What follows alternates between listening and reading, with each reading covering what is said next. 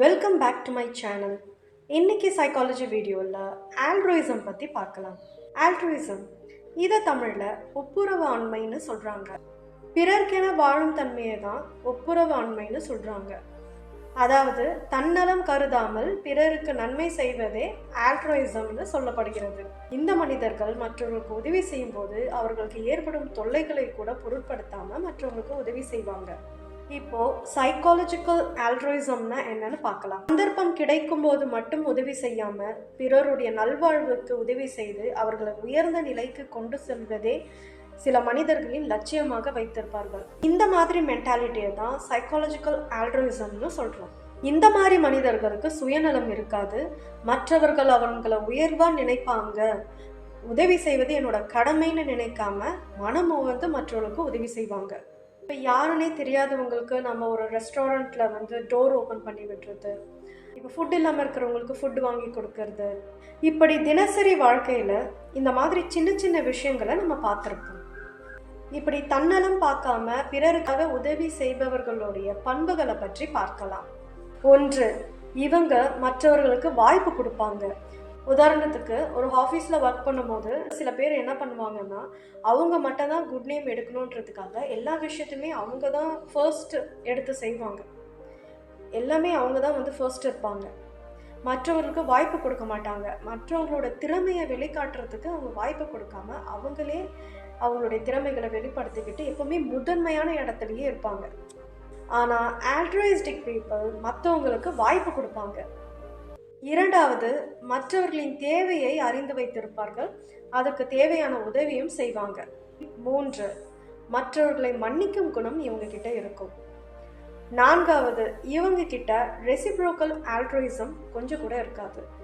அதாவது இப்போ ஒரு ஆஃபீஸில் ஒர்க் பண்ணும்போது நீங்கள் லீவ் போடுறீங்க, உங்கள் ஃப்ரெண்டும் இருக்காங்க, நீங்கள் லீவ் போடும்போது உங்களோட ஒர்க்கை அவங்க பார்ப்பாங்க, அவங்க லீவ் போடும்போது அவங்க ஒர்க்கை நீங்கள் பார்த்துப்பீங்க. ஸோ ஒரு கிவ் அண்ட் டேக் ரிலேஷன்ஷிப் அங்கே இருக்கு இல்லைங்களா, அதை தான் வந்து ரெசிப்ரோக்கல் ஆல்ட்ருயிசம்னு சொல்கிறாங்க. ஆனால் இந்த மனிதர்கள் அப்படி பண்ண மாட்டாங்க.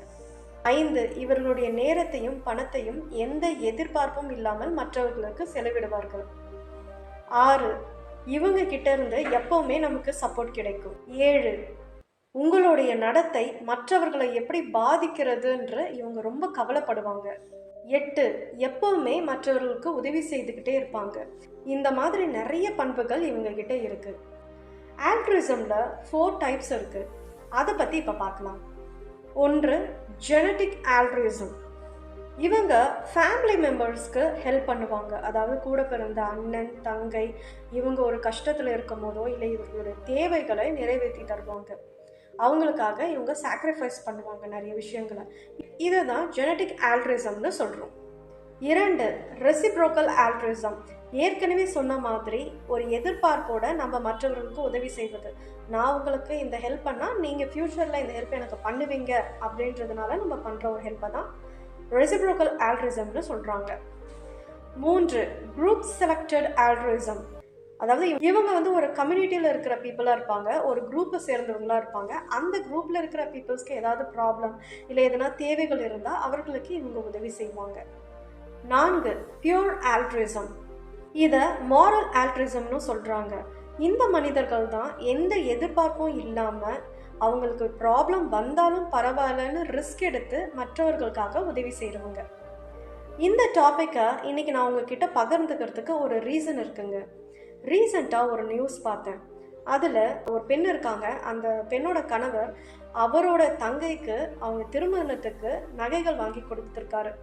இது பிடிக்காம அந்த மனைவியும் அவங்கள சேர்ந்தவங்களும் என்ன பண்ணியிருக்காங்கன்னா அவரை 1 மணி நேரம் அடித்து துன்புறுத்தியிருக்காங்க. அவரும் வலி தாங்க முடியாம இறந்து போயிட்டாரு. எந்த எதிர்பார்ப்பும் இல்லாமல் பிறருக்கு உதவி செய்யும் மனிதர்கள் வாழும் இந்த உலகத்துல தான் இப்படிப்பட்ட மிருகங்களும் வாழ்ந்துட்டு இருக்கு. இவங்களை மிருகங்கள் கூடலாம் கம்பேர் பண்ணக்கூடாதுங்க. மிருகங்களுக்கு கூட ஆல்ட்ருயிசம் இருக்கு. நம்ம லைஃப்லையும் யாராச்சும் நமக்கு உதவி செஞ்சுருப்பாங்க. நம்ம படிக்கிறதுக்கு இல்லை நம்ம ஜாப் போகிறதுக்கு ஏதாவது ரெக்கமெண்ட் பண்ணியிருப்பாங்க, இல்லை நம்ம ப்ராப்ளமில் இருக்கும்போது நமக்கு உதவி செய்து அதுலேருந்து நம்மளை காப்பாற்றியிருப்பாங்க. இந்த மாதிரி மனிதர்களை நாம் எப்போவுமே மறக்கக்கூடாது. அவர்களுக்கு எப்போவுமே நாம் தேங்க்ஃபுல்லாக இருக்கணும். வேறு ஒரு சைக்காலஜி டாப்பிக்கில் நெக்ஸ்ட் வீடியோவில் பார்க்கலாம். நன்றி.